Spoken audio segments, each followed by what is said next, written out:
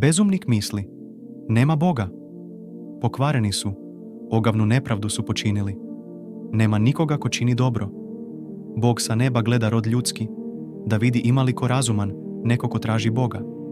Svi su zastranili, svi se zajedno pokvarili. Nema nikoga ko čini dobro, nema ni jednoga. Zar nikad neće naučiti oni koji čine nepravdu? Oni koji moj narod proždiru, kao da hleb jedu i koji Boga ne prizivaju. Eno ih, silan ih je strah obuzeo, gde nema mesta strahu. Bog rasu kosti onih što su te opsedali. Ti ih sramoti izvrgnu, jer ih je Bog odbacio.